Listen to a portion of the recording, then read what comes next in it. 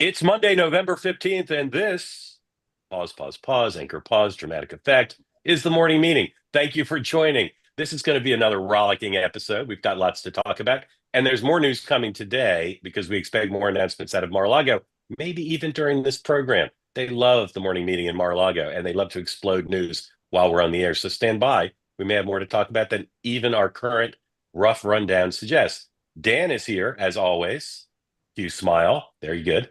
And Krista Davison is here for Sean. Kristen, we have such a growing audience every day. Some have never seen you. Tell people a little bit about yourself. Where are you from? Your hopes, dreams, aspirations? Who have you worked for? Oh goodness. Well, my name's Kristen. I am based in DC. I grew up in Pennsylvania. I'm a Republican strategist. A few folks that I try to get Republicans elected for a living. A few folks I worked for or our former Senator Roy Blunt of Missouri and the governor of Virginia, Governor Glenn Youngkin. And I am super excited to be here today. As for hopes and dreams, I'm still just trying to get adjusted to daylight savings. So we're chugging along.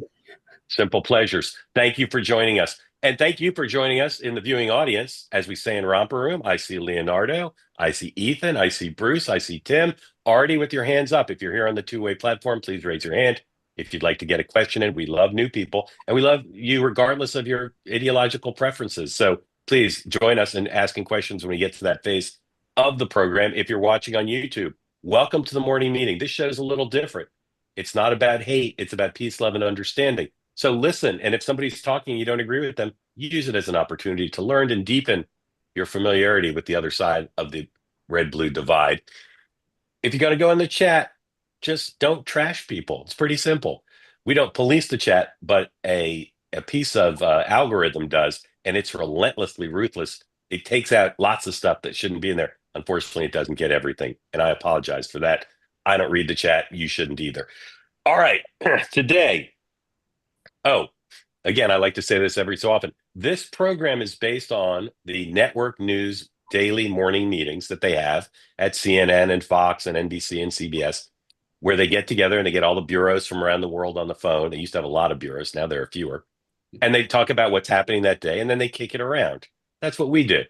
And then we ask you to join us in asking questions, making comments, and we'll get to that shortly. The President of the United States is still in Peru. He's having bilats and triats today. That's not his exercise regime. That's meetings with other world leaders. And then tomorrow he's meeting with President Xi. So we look forward to that. The vice president, and everybody can say this loud with me from memory today, the vice president will be in Washington, D.C., where she will receive briefings and conduct internal meetings with staff. The meetings will be closed press. Donald Trump is in Florida. And as I said, expect more personnel choices today. There are some things under consideration that would blow your mind. It would make Bobby Kennedy look like a nomination of Bruce Babbitt. I don't know if they'll happen or not, and I don't know if they'll happen while we're on, but stand by. They could happen. It is Game of Thrones down there. There's people talking about people for jobs. There's people walking in that all across Mar-a-Lago.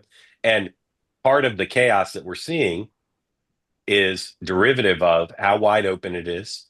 And part of it is because this is a group of very competitive individuals. Some might call them cutthroat. I'll just say they're strongly desiring to serve America. And in order to try to get the right jobs to do it, they're in there fighting for it. Pay attention, not just to the cabinet secretary positions, but to the deputy secretary positions. We saw that yesterday at the Justice Department. You're going to see some announcements of, wow, that's the cabinet secretary. And then, ooh, interesting, deputy.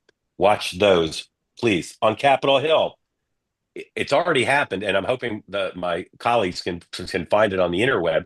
The class photo of the House was taken on the Capitol steps, scheduled at 8 a.m. If we can find that, let's throw it up. Hakeem Jeffries' press conference at 10:45.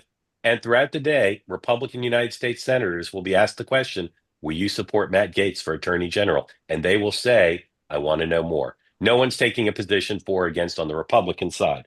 So lots to discuss on the confirmation front. This gets a ton of attention, and it will all the way through January because the press loves these stories. They love confirmation fights. We have five titanic confirmation fights that are bigger than almost any president has of just one of. And Donald Trump has brought this on himself. Now, I'm going to start by telling you, put up my tweet, please. I forget what that number is. That's, you know what it is. All right. So I tweeted this morning. I continue to have great sources who say they're all going down, or three of them are going down, like strong feelings. And these are not just Democrats. There's some very pro-Trump people who say Matt Gaetz and Hegseth are never going to be confirmed. Uh, and then there's some who say, in the end, he's going to get him confirmed. Here are some reasons why I think their chances are better than the conventional wisdom. I'm not predicting any of them will be confirmed because I think they all could go down. The press, as I said, they love the perils of Pauline framing. The media doesn't like Donald Trump, so they want his nominees to fail. The media doesn't really know many of them. They know Noam was a member of the House. Obviously, Gates is, but they're not like super like three-dimensional figures to allow the reporters covering the confirmation stuff. I think the press and the Gang of 500 and the media don't, and the Democrats don't appreciate that these people were not picked to just as rewards and like sinecures and to do evil things. A lot of them stand for things that are really popular that help Donald Trump win. Bobby Kennedy and kids' health, we hear it on this platform all the time, strikes a huge chord. They no known strategies or Sherpas to get these people confirmed, and so there's no theory of the case that people can cling to. Donald Trump hasn't really gone out and fought for them yet, and John Thune. Well, John Thune, the new Senate Majority Leader, he is Sphinx-like. Watch him here, 101, please, on Fox News last night, answering questions about his posture towards all sorts of things, confirmation related.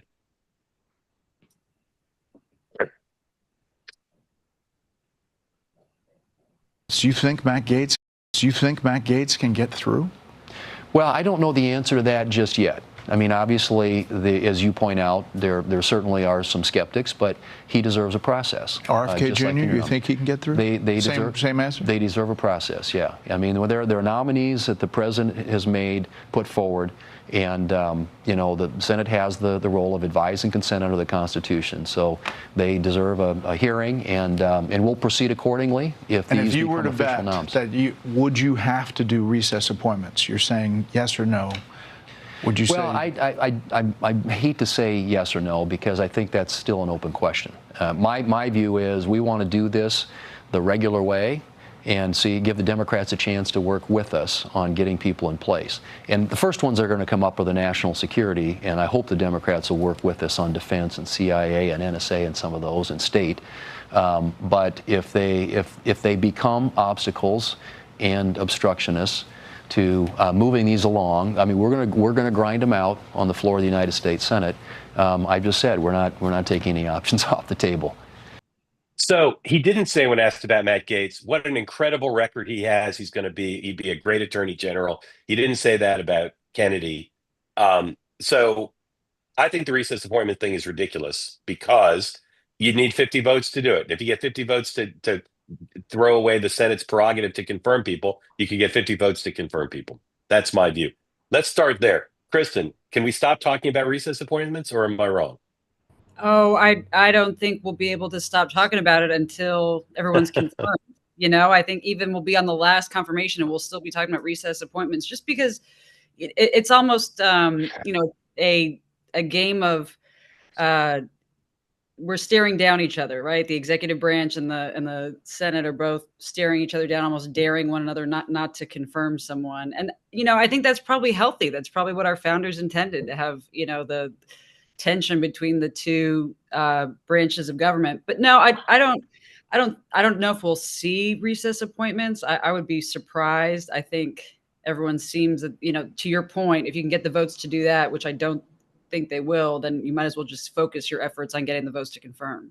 Right. Dan, am I wrong about this? I'm feeling a little crazy, but again, they're not going to do recess appointments without 50 votes to say, yes, we're going to recess. And it will be known if they vote for that, they're letting Donald Trump confirm anybody, put up anybody he wants. So why would they vote for that and not just vote to confirm people? Look, I mean, God bless a Beltway insider with Beltway speak. I mean, that was the classic, you know, kind of talking a lot and saying very little, which is, you know, John Thune is an institutionalist. And I think people like John Thune, and there are, you know, Mitch McConnell and others, will tell the conference, we do this on our side and it's going to get done to us, you know, potentially in 4 years and down the line. And I think there is some hesitancy. They may do it because I do think the Trump cudgel is such that I don't know how much Thune is willing this early to stand up to him. But I think they don't want to do this. And to your point, the math is the math. So I agree. The Thune said nothing, but to me, the body language, if I were the Trump people, I'd be like, that guy's needs to be a little bit more pro MAGA. All right, rapid round. I'm going to ask you about the 5 controversial nominees, and you say confirmed, not confirmed, or it depends on X. Okay? Rapid round. And I'm playing too, but I'll go last. Kristen first. Bobby Kennedy. Confirmed, not confirmed, or depends on X? I think it'll depend on whether in the hearing, if he can convince the Republican senators that he has, kind of shifted to the more Republican view of government-run healthcare, and answer some questions for some of the more conservative members where he stands on abortion, just considering where I don't even think the vaccine thing is an issue for our side so much. Yep. But he does have a pretty pro-government-run healthcare. So if he can solve those problems, I think he will be. Yep. Dan. Confirmed.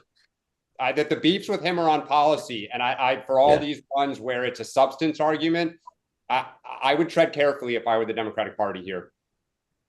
I think Kristen's exactly right. The only barrier will be if he can't convince them on whether he's too liberal on healthcare and abortion. If he solves that, he'll be confirmed. All right, Kristen, Matt Gaetz.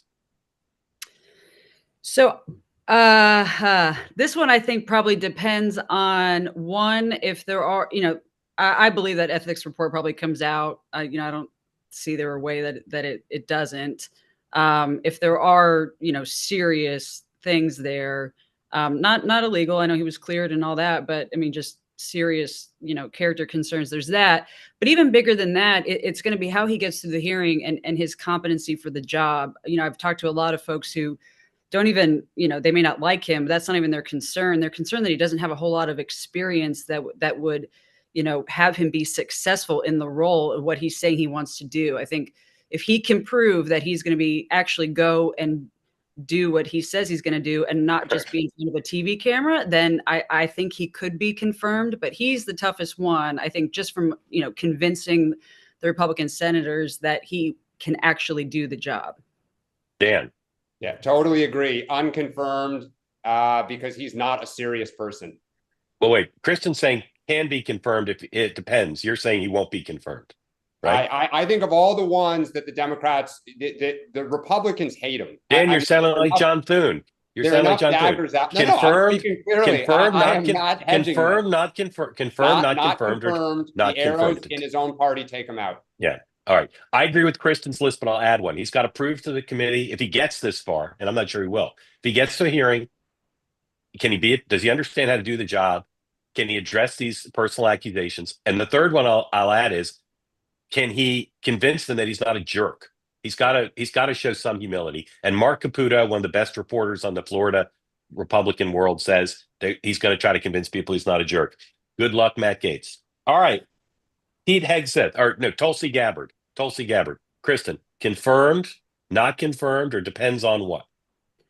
It depends on whether she can pass a security clearance. I think if she can pass all that, and then she'll be confirmed. Dan? Confirmed. I think agree. I think people don't like some of her past positions, but they're a lot more aligned with Trump, and Trump put those on the ballot and they won. Yeah. Kristen, third time in a row, I agree with you. If she passes the clearance, she's confirmed. All right. Pete Hegseth, Kristen.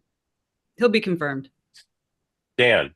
Not confirmed for the reasons that we said just for Gaetz. I don't think he's a serious person, and I think he's going to have trouble winning some Republicans who view about the putting him in there. Right. I agree more with Dan this time. He's going to have to prove to people he understands how to be petting against Secretary, but he's also going to have to survive a gauntlet of personal charges. Yep. All right. He's going to have to survive that. All right. Last one. Kristi Noem. This is she's got to get through the hearing and prove that she can do the job. DHS has FEMA, has so much more than just immigration. And I think she really needs to wow her Republican Senate colleagues that she can do the job, and then she'll be confirmed. Dan. Confirmed. I mean, look, she's former member of Congress. You can argue it's a small state and what kind of governing experience does that give her to run something as big as DHS and all the different aspects, as Kirsten said, that are in there? But that's a substantive argument more, and I think she gets confirmed. All right. I say not confirmed. Kristen, just to clarify, you think all five are not sure things. All five have to perform or they won't be confirmed, right? I think that's right. And look, if you're if you're Senator Thune or McConnell or any of these, leaders in the Senate Republican conference, you can probably only cave on one or two. I mean, at some point, Trump didn't just squeak a win out. Like, he won, everything. He helped them get the majority. He helped us get But are you say caving, giving Trump his way, or caving is not giving Trump his way? Sorry. You can only decline to vote for at least one or two. So you can only vote against one or two. I think that Collins and Murkowski could vote against every one, and then you could just mix and match. McConnell can vote against this one, and Tillis can vote against that one, right? So right. Yeah, at some point, though, I think then Trump, even if they mix and match who the next, two are, Trump's going to cast blame on everyone, right? Yeah. At some point. And so I think they probably can only kill two. I think once they start, I think the way that they're hoping it works out, and I haven't talked to anyone, this is just what I would be thinking, is that Gates pulls out and doesn't go through the hearing, and they, go and put someone else in that position. And then they have two more, wild cards to get rid of. I'm doing everything I can to resist making a Matt Gates pulls out joke. Dan. All right. Everything Friday, I can. everybody. I'm resist. I totally resisted it. Dan. Yeah, I mean, I think the same thing on the Democratic side, which is if you try to dig in and go after all five, that's just not going to happen. I think the two, Department of Justice, Department of Defense, I go back to Trump got elected because he ran on competency and could get stuff done for you, and that the Biden world was a mess. And I think Department of Justice, Department of Defense, that these are unserious people who have no track record of keeping you safe and getting things done. They're media personalities who are kind of, in this position because they're going to execute the grievances that the president has. Like, if I were the Democrats, I would kind of let RFK, Gabbard, and Noem go and focus on those two and see if you can get some Republicans to be queasy enough that you stop one of them. I think the Democrats will be 47 against all five. Oh, you know what? I'll bet you on that. I bet they are not unified on all five. I don't bet on things I cover, but I'll be curious to see how it ends. All right, you're both for one wild one, and then that's exactly it. All right. You're both such youngsters. I want to throw out a name to you, and you tell me if you know who it is. Tom Korologos. Do you know who that is? Tom Korologos. Yeah, I know the name. All right. So Tom Korologos, who passed away relatively recently, was a Republican lobbyist. I think he worked maybe in the Reagan administration. I think he was the ultimate confirmation Sherpa, right? I think he may have been the first one who had that appellation. So he's the guy who's brought in from the outside, like Steve Schmidt did for Alito, I think, to help somebody get through the confirmation process. They have relationships with the Senate. They go on the courtesy calls. They develop a legislative strategy. They count votes in committee. They work with their own party. I don't know that they'll be Sherpas. They might be. There should be. It's rational. But my question to you, Dan, first is, in the age of social media, in the age of cable and all this stuff, is this an inside game at all? Or is it just a matter of having MAGA talk show hosts and podcasters and social media influencers pound on John Thune to say, do the right thing? Oh, I think it still matters. I think the outside pressure is a greater factor today than it was yesterday. And it's a significant factor. But I would not underestimate that all politics is local. People want to feel courted. I mean, look at the Thune vote. I know it was in private, but clearly people in private felt no problem sticking it to MAGA and Trump and going with what was they thought in their best interest. So I would invest in the traditional, going around kissing the ring, doing the photo op, and not totally stick my finger to everybody on day one. Kristen, if you were hired to be Matt Gaetz's Sherpa, what would your strategy? What would your strategy be? Oh man, I think he would. I'd probably have him meet with several other former attorneys general and sit in a room and study and talk to them and learn about the job a little bit, so that he can speak to it. I don't think he can repair some of the bridges that he's burned. And so don't waste your time trying too hard, because most people are going to shut the door in your face. Go and spend the next few weeks talking to people, like having the humility to talk to people who've done the job before, who know how the agency works, who know what the job is. Because if he goes into that hearing and just says he's going to fire all of DOJ, he's going to lose everyone. I know that's popular and that'll be great on Twitter, and I'm sure Elon will tweet it and it'll be great. But at the end of the day, like, it's not going to get him confirmed. And so I would put him in a room and bring in every willing former attorney general to come in and talk to him and just get him speaking the language so that he can win the competency argument, as well as, the fulfilling of Trump's agenda. I would like to see a Saturday Night Live sketch of a Matt Gaetz murder board with his Sherpa, where the goal is to show humility, and he's at the hearing table and he's supposed to, or in a courtesy call, and he's just supposed to show humility, deference. Senator, I appreciate the question. All that. I mean, hilarious. All right. We're going to talk about the Democrats in a minute. I just want to do a bit of, as we like to say in the business, housekeeping. Number one, again, lots of great hands up. So I'm going to call on people soon after we talked about the Democrats for a bit. Please raise your hand if you're on the two-way platform, you want to ask a question. And I'll remind you, this Tuesday night, an opportunity to see this program live and in the evening. It's the morning meeting after dark. Sunday or Tuesday. That's wrong. That's the wrong graphic. That's about the job fair. I'll tell you about the job fair now. Now I'll tell you about this. Two-way after dark this Tuesday night, New York City, 5 p.m. Eastern time in Greenwich Village at the Comedy Cellar. Please join us. You can go to our website, twoway.tv, and buy some tickets if you'd like to attend. All right, we'll talk about the job fair later. Now, the Democrats. One thing we talked about a little bit, but Dan was right that this is worth talking about. Of all the candidates who have been floated for DNC chair, and I'm of the school that says DNC chair won't necessarily save the party, but a good one can make a big difference in the next year or two. Infrastructure, fundraising, branding, setting the rules of the road to have a competitive nomination process that can yield a winning nominee in 28. All matters. David Axelrod, very close to Rahm Emanuel, both from Chicago. David Axelrod tweeted, hey, maybe Rahm would be a good chair. As Dan pointed out, that's a turtle on a fence post. David Axelrod is now out there freelancing on behalf of Rahm. I didn't check with Rahm, but I'm going to float him. So David tweets, Rahm would be good, strong as party leader, broad experience, fundraising, winning elections. How about Ambassador Emanuel? Doesn't say one of my closest friends, but whatever. Dude knows how to fight and win. So here are some of the reactions. Lauren Windsor, absolutely fucking not. Two-time presidential candidate Marianne Williamson, with all due respect, the worst idea in the world. Here are three more that I just chose at random.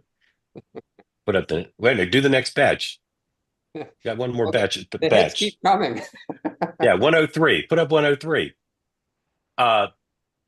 Again, just to be clear, there are some supportive ones. I chose the ones that were not. Ashley, absolutely not. NXD, your brain is made of pudding. I like that one a lot. I plan to tweet that on a regular basis. Marie, retire and leave humanity alone. And Rob, Doria, please go away. You had your turn. Dan, what this gives rise to, besides the fact that Rahm will not become DNC chair by acclamation, is the left thinks a corporatist Obama type who, as mayor of Chicago, faced strong criticism from the left of the teachers' unions, on his anti-crime initiatives.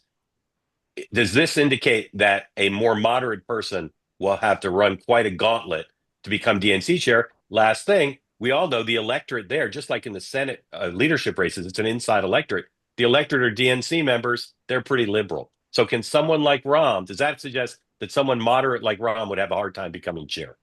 I don't know if it's that Rahm is moderate. I think it's that, and I think this also applies to Andrew Cuomo flirting with running for mayor in New York City. Rahm and Cuomo are in the Hall of Fame of political strategists, genius. They have won way more than they have lost, and their record of accomplishment in just kind of bulldozing through to get it done is legendary. But when you've been in the national spotlight for 30, 40 years as both of them have, you accrue a ton of political scar tissue. And, you know, Rahm was controversial in 2005 when Nancy picked him. And he got even more controversial in the spring of 05 because he cleaned house at the DCCC. He fired a bunch of consultants and vendors that he thought were not really value added. The Congressional Black Caucus, the Progressive Caucus went nuts, but Nancy Pelosi stood behind Rahm and said, in Rahm, I trust. And if you recall, leading into the 06 midterms, there were a lot of stories, like the knives were out that if the Democrats did not take back the House, people were ready to bury Rahm. And that was before he became mayor and, you know, had the issues that he had in public office as mayor. And so I think, you know, the party wants to move on from Biden. They kind of want to move on from Nancy Pelosi. And I think like people like Cuomo and Rahm that have been dominating our politics, the professional class want them because they have a track record of winning. They think they know what it takes for all the reasons you just said, Mark. I think the base of the party wants something new. They want kind of the younger next generation, even though there's, you know, no track record necessarily of national success. And I think this has to play out. And I think it's a healthy debate in the party.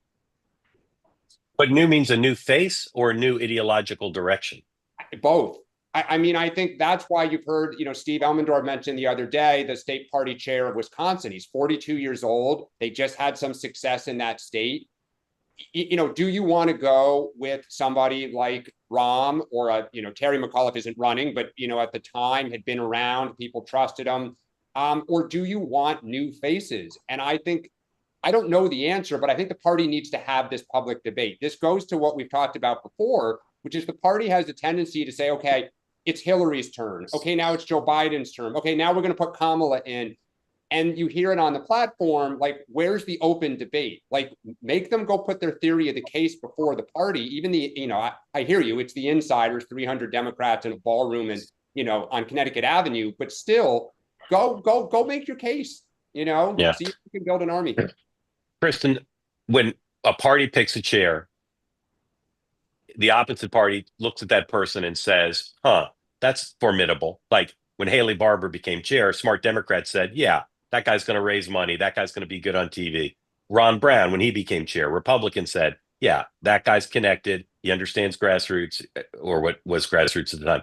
If Ron became chair, would Republicans say, okay, yeah, that they got somebody who was a threat to us, or not? I think so. I think he would be, I mean, you know, I can respect quality talent on the other side. And I do want the Democrat Party to find itself because, you know, this gets boring if we're going to get tired of winning all the time.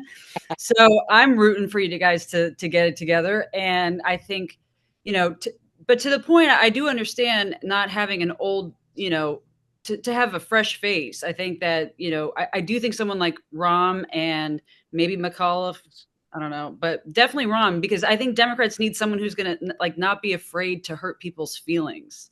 That's been from the outside looking in. That's been the whole problem with the Democrat Party, is that everyone's walking on eggshells and no one wants to offend anyone. And, you know, I can disagree with everything Rahm believes in, but I definitely agree with his style sometimes, because you just, right now, you guys need to break glass to fix it fast. 26 will be a better year for us. Do you know this guy, Ben Winkler, who's the Democratic chair in Wisconsin, Kristen? Do you ever heard of him? You know him? Oh, yeah. No, I've heard of him. And that's why, you know, Wisconsin, in my, you know, going into the election, I thought Wisconsin was going to be the hardest one, just because I think he's done a very good job. For the So he's widely acclaimed. He's a super smart guy. He bridges the wings of the party. But they did lose Wisconsin, number one. And number two, be honest, now you're not being disrespectful to him as a state party chair, but you guys wouldn't be afraid if that guy became the party chair, right? He's not gonna. He might do nuts and bolts. He might be a nice face, but that guy's not gonna intimidate you all and say, like, nah. It's not like Rahm, right? It's just a reality, right? And he's a super talented guy. I'm not diminishing his talent at all, but he wouldn't. I don't think he'd intimidate the Republicans, and I think Rahm would, and I think there's some other people who might. Well, Rahm would, but the issue to what Kristen is saying is, Rahm will say to your face, fuck you, I'm picking this candidate. Like, come at me and I will take you out. I will bury you in this town. Literally with those words, like, to your face. Well, and to be clear, he'd say there'd be more fucks in the sentence. But yes, exactly. Got it. To me, Yeah. they need somebody like Ron Brown Yeah. was a lot of things. Haley Barbour was a lot of things. Rahm is one thing, and as you say, Rahm will alienate, as we saw from those tweets. Rahm will alienate the base. Rahm would alienate liberal progressives. Rahm would alienate people who think they don't want an old face. So it's not an easy casting thing. Is my main point. I actually don't think he's smart Go enough to not alienate people. Like, that's the thing. Rahm will understand. I got to have olive branches. I got to make peace. But Did you look at those tweets, Dan? Well, that's because, he's ruffled feathers. But to Kristen's point, like, he's not so hard charging. I mean, he's not politically stupid. I mean, that's the thing. If you like Rahm, he's going to break glass, but he'll know, like, all right, I got to try to, make you guys happy on some level. But I don't think those people did those tweets because he sent them dead fish. I think they did those tweets because they think he's an old face from the corporate swing of the party. I totally agree. And they don't want that. And there's nothing he can do about that. He's not going to erase his resume. All right. I want to show you a couple pictures, and then we're going to take your questions. First picture is from last night at Mar-a-Lago. If you didn't watch the thing on C-SPAN, it was like a festival of MAGA love. Tons of the nominees were there. Trump family, donors, an incredible event. Can you put up the picture of Matt Gaetz and Bobby Kennedy? All right. So that's Camelot meets Mar-a-Lago, whatever you want to call it. That's a cabinet meeting. That's a cabinet meeting right there, or cabinet in waiting. And then we have, I think, the picture of the house photo. So let's take a look at that. There you go.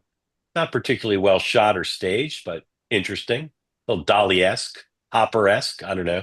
All right, so that's the class photos. That can't be everybody. That's a weird thing, right? That's not 400. I'm a bad counter, but that's not 435 members. No, I think it's a freshman class. Yeah, it's just the freshman class photo. Oh, all right. I was misunderstanding. All right, thank you very much. Take that down. Let's go to your questions. As always, welcome in. We extend you the presumption of grace. Feel free to attack us. Nancy, tell folks who don't know where you are, who you voted for president, and what's on your mind after you unmute. One more time. There you go. Welcome. Thank you for coming. I live in rural central Texas. I voted for Harris. I have not ever voted for Trump. I think he's a chaos agent. But I'm going to ask the question you don't want to hear. I am interested in the recess appointments. If that's what Trump wants, he really would like to have that. So a recess appointment, I understand, lasts just 1 year? Roughly. So what happens? What happens after that? You have to leave, and it's another vacancy, and the deputy secretary, if there is one, would be running the department as an acting head. Here's the thing about there's two kinds of recess appointments. I know you were asking about the duration, but let me just try to explain this again, because there is a lot of interest in it. One is where the Congress agrees to recess for long enough that the current reading of the Constitution would allow the president to make recess appointments. So they say, we're going for 10 days. And in that window, he can appoint people who can serve. I think it's up to 2 years, potentially. I should know, but I don't. But it's temporary. And there's some limit on their authority, I believe. The problem with that is if the Senate did that knowingly and the House did that knowingly, they know they were doing it so Donald Trump could start making recess appointments. And then he could do whoever he wanted. So they're giving him a blank check. And they're also evading responsibility. They're saying explicitly, forget checks and balances, forget a co-equal branch. Donald Trump can pick whoever he wants. The other potential way to do it is the Constitution suggests that the president can say, I'm adjourning you, and then do recess appointments. That would be challenged in court. And given the current court, given the previous precedents, I don't think that would hold up. So the reason I don't think this is a real issue, even though I agree with Kristen, it'll continue to be talked about, is because if they're going to have 50 votes for a recess, they might as well try to just confirm the person the normal way. Does that make sense? Like I said, I'm feeling insane about this because I don't really hear anybody making my point of view, but it seems correct to me. Well, I just think that a president should have the people he wants.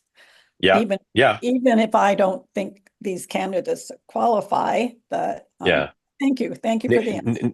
Nancy, what do you think of Bobby Kennedy? Do you think he'd be good to run Health and Human Services? I don't know. I Yeah. I wouldn't have thought so, but listening to what Polis said, maybe he would be good for being in charge of health. Yeah. And how'd you find out about two-way? I've followed you ever since Game Change. Been a Thank you for follower for a long time. thank you for that, Nancy. You coming to New York on Tuesday night? No, Okay. I'm a caretaker, All so right. I Thank can't you do for that. thank Thank you for you. coming today. Thank you for the question. Appreciate it. All right. Next, Hannah, come on in. Tell folks where you are, who you supported for president, and what's on your mind, please. Hi, everyone. Hi. I don't really want to share who I'm supporting. I didn't even Okay. want to come on, but I had a question I wanted to ask y'all. And I guess it's good that Kristen's on because she has background in Virginia. So I lived in Virginia my whole life. My question is about the exit polls that come out after the election that share the demographics of who voted for whom. And to me, it seems like with the polling issues in 2016, wasn't only one poll said that Trump was going to win, and then we have the Iowa poll of this year. It seems like there's a lot of issues with these historically reliable polls. And me, having lived in a swing state for my whole life, I don't know anyone personally who's ever been asked exit polling of who have you voted for.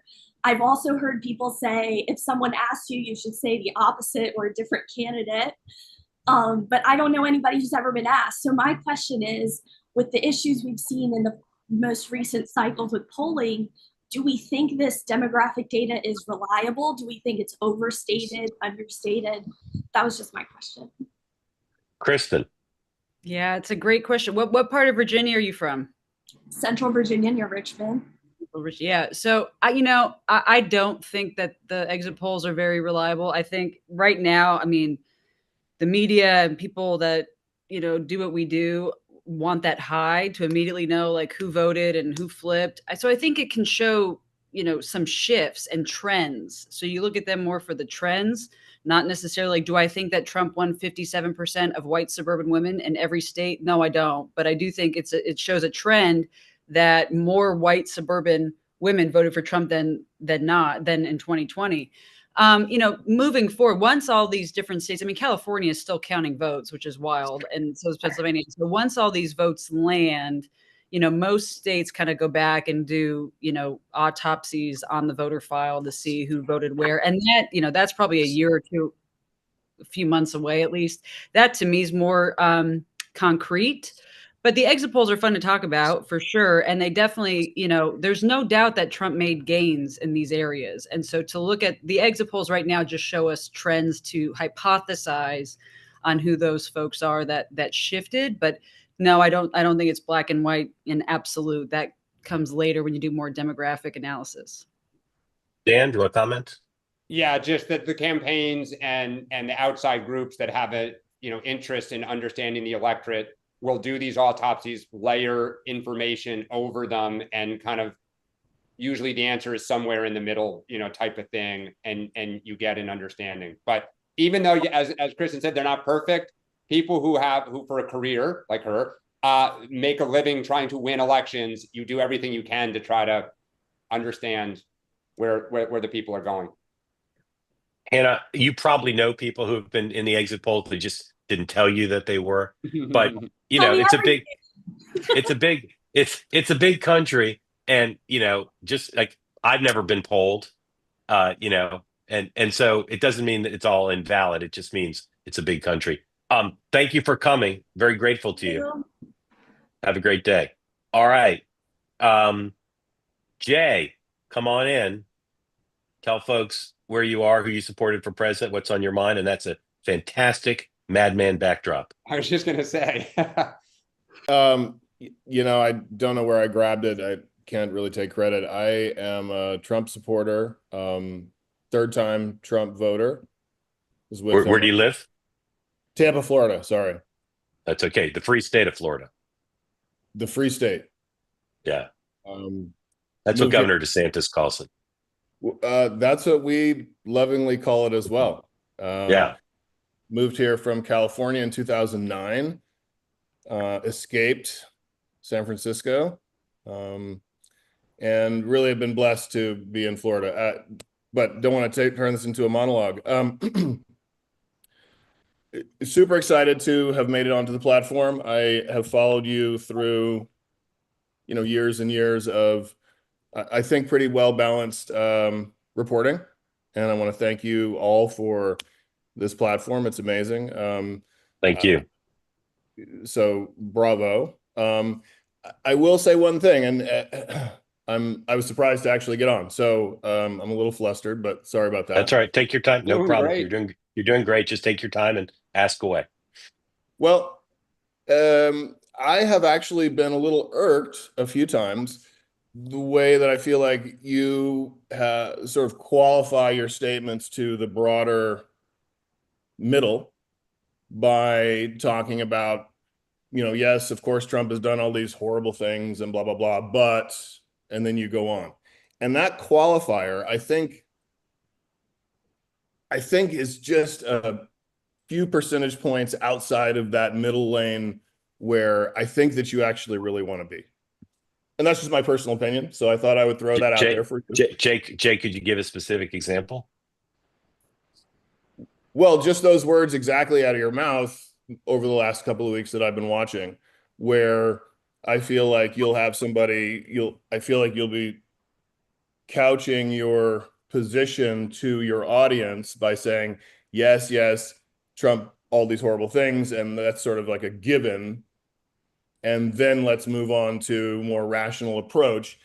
And boy, there's hardly a politician who hasn't said horrible things or done horrible things, and to the majority of the country, I guess that you could say, supported Trump this time, especially after the last two cycles, who've come around and cast their vote for him. As much as I love you guys, I feel like that's just a little edgy and a little offensive. So I thought I would say that because All right. I think that so. Jay, I want you to send me a message next time you have this specific. I can't address it because it's too vague. I apologize. No, I'm grateful to you for making the point. Just come in, put it in the chat, and somebody will read it and send it to me. But I can't address it because I don't quite fully understand. But thank you. And I'll just say I'm not an advocate. I see why people don't like Donald Trump, and I see why people do like Donald Trump, and I try to represent those points of view. All right, let's go to John. John is in Tennessee and is an RFK fan. John, did you vote for RFK? I did this time, yeah. And I say that as someone who voted for Obama twice, and then left a ticket blank in 2016, the top of the ticket, and then a Biden voter, not supporter, in 2020, and then a true RFK supporter this time around. I am not the typical sort of unwashed, uneducated MAGA voter that it seems to come from the left almost as like a terminal illness, among my liberal friends. Although I noticed you didn't shave today, so you may be washed, true. but you're That's unshaven. true. You're unshaven. I grew up in Massachusetts. I've lived in Tennessee for 10 years now. So well educated. I went to Harvard Med School. I was in this crowd, and I'm a physician. I have 2 young kids. And when I think about RFK, I think about the status quo in the sense of, my first week of high school was 9/11. My first week of college was Katrina, the Iraq War, 2008. I graduated in 2009. I've kind of gotten used to my government not being sort of truthful with me, and as someone who otherwise is hopeful about the role of government and trying to be a generally good person in society. And when I see, what RFK is actually saying, that is the sort of the status quo that I'm talking about. A status quo that brought us all of those things I just mentioned, that has brought us increasing income inequality throughout every administration over the last 30 years, this sort of Alan Greenspan economy of rewarding bad behavior for people who truly just want to make money. While every health metric has declined over the last 30 years, our maternal mortality rate, our infant mortality rate, our overall mortality now is declining. Our health metrics are going in the wrong direction pretty much across the board. Our education system has failed from going from 1 to mid-20s in the last 30 years, 40 years.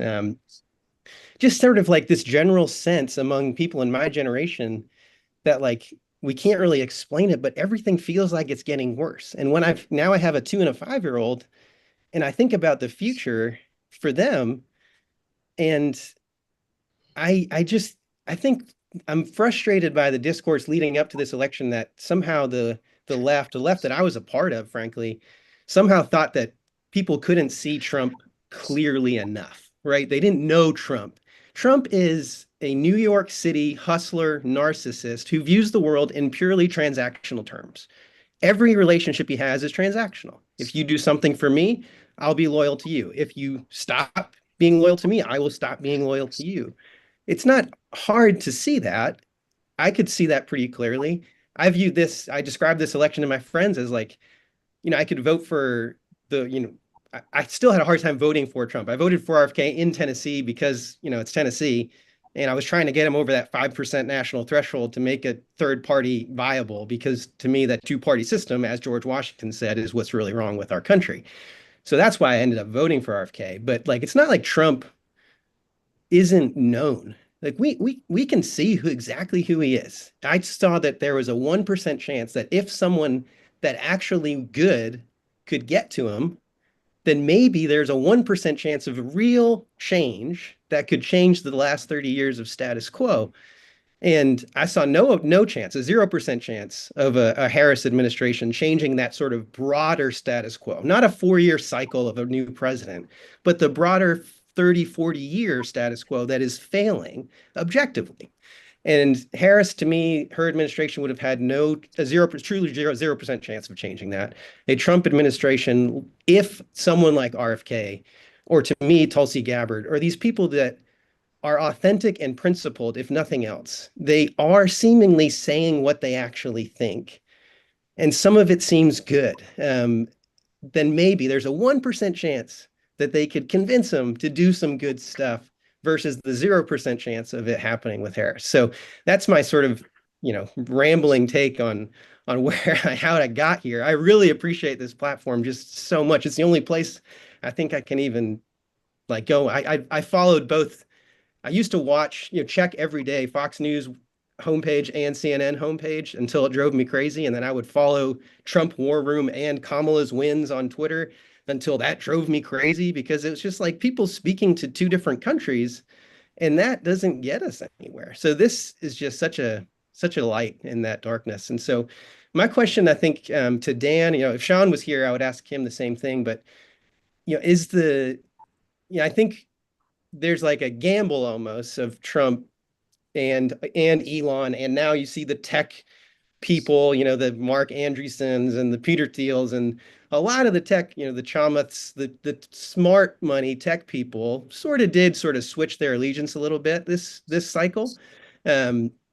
Is there something we're missing about just saying, well, this was just an anti-media bias versus a true smug elite bias, because COVID got things so wrong? And I say that as a physician who was pushing pro everything, vaccine, masking, and it's just a lot of it ended up not being right. I think there were really well-intended people, but the data on the vaccine for young men, masking, lockdowns, like we got stuff wrong, and there was no admission from the main core of the Democratic Party that anything was done wrong. And I think that drove a lot of people crazy. And it's just like, just admit it. And so are we missing that this is more than just anti-media bias for the Rogan types, Rogan, who was a Bernie Sanders supporter, and really just this, like, we can now see that so many of these trusted institutions are openly willing to lie, even when they get stuff wrong, and something has to change. Like, or something missing in the course, I guess. John, I'm going to let Dan and then Kristen address what you said. I know I'm speaking for more than just myself when I say I just learned more about why Kamala Harris didn't win the election listening to you talk than reading the New York Times for a month. So thank you for that. Dan, you there? I froze Dan. Dan's, Oh, no. Dan's frozen.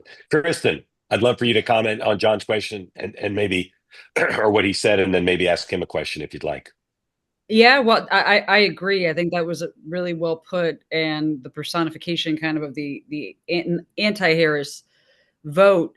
I agree. I don't think this is just the media bias. It's a you know, rise up against the machine type of electorate is what we saw, and it goes across the board. It's not media was a huge part of it. I think every time, one of the networks would get outraged about something Trump said or did, um, it helped Trump because it just got normal, Americans more and more upset every single day. But then take that and put it to, the government institutions and the DC swamp, and then put it to large corporations. I mean, that populist anger is something that had been happening for so long where, you know, middle class, lower middle class kept looking at the, owners and boards of their companies getting richer and richer and richer, and they were getting left behind over and over again.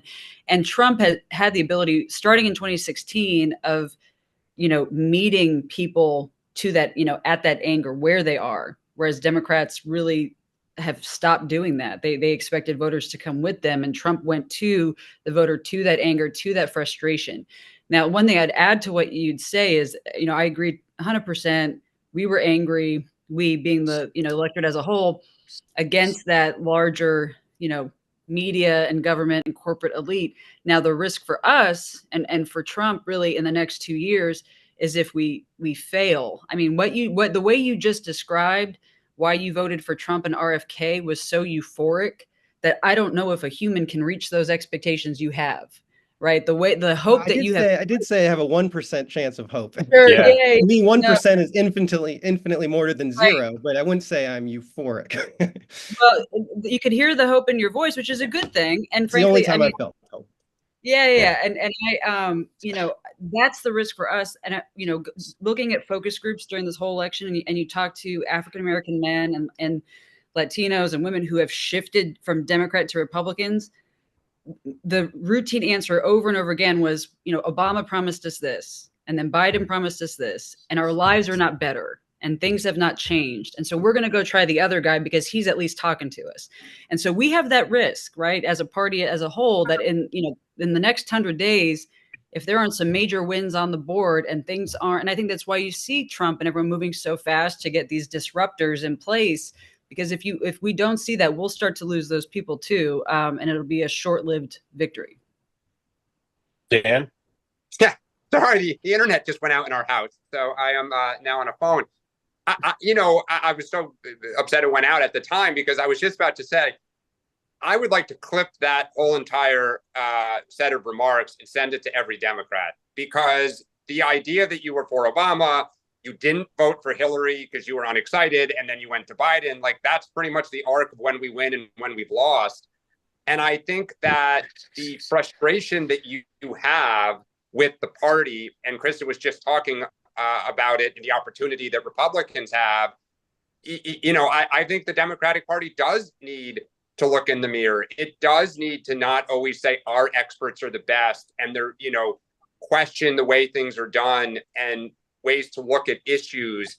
And I hope that it does. I hope that it comes out of this defeat with a better set of policies that speak to people, that give people optimism, and we put points on the board. And that's why I've said with some of these cabinet secretaries, I mean, I said earlier on the show, I'd be very careful. Like I'd tread lightly around RFK if I were Democrats. And I think focusing on people who are unserious, who aren't proposing policies that help you, and I'm looking at you, Matt Gaetz, so far, like that is where I would train my fire. But I think your remarks were so well said, and just thank you. It's why I love this platform and learn so much every day. John, let me ask you a couple things if I could. First of all, is there any Democrat in public life now, a governor, senator, House member, who you look at and say, yeah, that Democrat gets it? I think just the way that John Fetterman talks, at least he's seemingly saying what he actually thinks, right? So I think, my generation, the data sort of bear this out, that we tend to, meaning elder millennials, I'm 37. So like we crave authenticity, like most people, but especially my generation, more than anything. We'll value it more than just about any other thing. And so I think the thing with the Republicans, they saw Trump's authenticity and thought, oh, people want us to be like Trump. And it's like, no, people were drawn to Trump because he was being like Trump. We want you to be Right. like you. We want you Yeah. to say what you think. And so Right. I thought, Polis speaking out against sort of the main zeitgeist of his party in sort of a tepid support of RFK was inspiring, right? Because it's Yeah. like, okay, you actually do think that. And that's like such a low bar in theory for government service, back to like sort of the Athenian ideal of democracy, where you're like having a discourse that you say what you Yeah. think and see what happens. So I think authentic voices that now that we can sort of look up who funds you, we can just go on Open Secrets and see who's funding campaigns. Like we're going to hopefully get past this idea of like, well, what do you actually think? And I think that'll go a long way in the Democratic Party. And I think, sorry, go ahead. That's right. I'm sorry. When we're headed towards a debate now in the context of Bobby Kennedy's confirmation of whether he is a man of science, of whether his opposition to some vaccines on some basis, whether his other representations are accurate. Do you consider him to be someone who ignores science or doesn't understand science, or someone who's trying to change the paradigm? How would you, as a doctor, how would you evaluate him? So, I've gotten all the vaccines. I had to get them for work for a lot of this. So my kids have gotten every vaccine except the COVID vaccine because I didn't see the data to support young, healthy children getting it, right? So I look at motivation a lot, right? And so I've done plenty of research on Bobby Kennedy, obviously, and I've listened to him describe the reasons he went into this. And I do trust that they are genuine. I think he is someone who has been fighting for the small people, right? Fishermen in the Hudson River against corporations for the majority of his career. Clearly, he's lived a very colorful life. He's the first to admit that, right? But he owns it and he's honest about it. And he's honest about why he is doing what he is doing. And I hate to say I trust anybody after being cynical for my whole life, but I trust his motivations and I trust his process. When he goes on a podcast for 3 hours, I have gone and looked up every study that he references. That's how, in depth I've gone on this. And like, he's not lying, right? Like when he talks about some of these things that I had to learn, I, as a doctor went to Harvard, have learned from listening to RFK, not just taking him for granted or just assuming he's right, but going and looking up the specific studies that he's referencing and then trying to question my own beliefs. To me, that is science, right? You look at all the data that are available and you use that to inform yourself. And Well, did we lose John? I was going to say, is it me? almost viewed as negative is really dangerous. And I think science should be the process of continually evaluating and changing your mind. And I've done that as I have listened to him talk, not based on his words again, but based on me then going and looking at the primary research myself. John, what kind of practice do you have? I am an anesthesiologist, so I don't have my own practice, obviously. Yeah.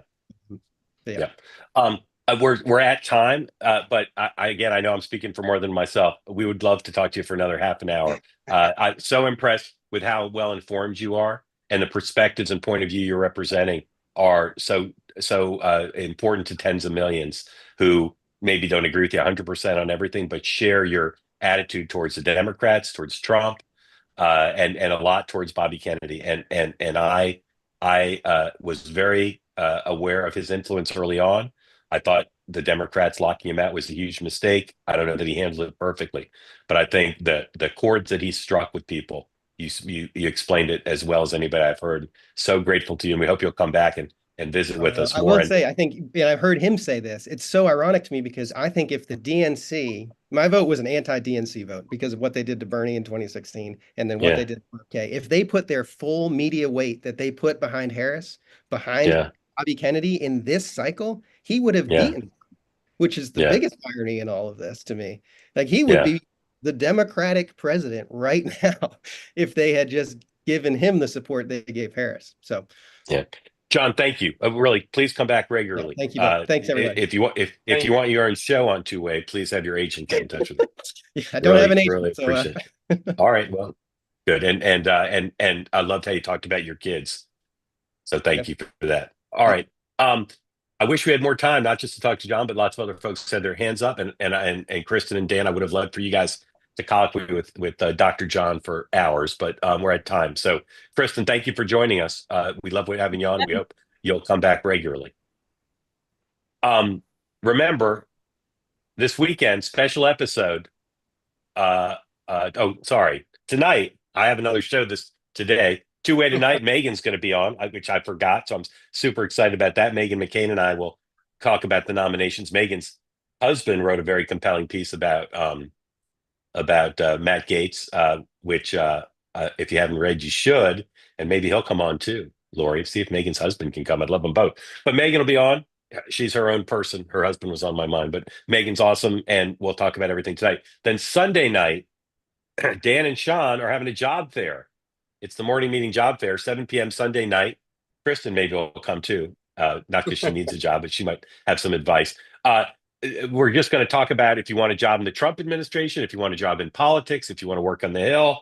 Dan and Sean will explain how that works and take your questions. So that's Sunday night, 7 p.m. Eastern time. And then again, Tuesday night here in New York City, morning meeting after dark. Dan, Sean, and I, our first live event at the Comedy Cellar in Greenwich Village.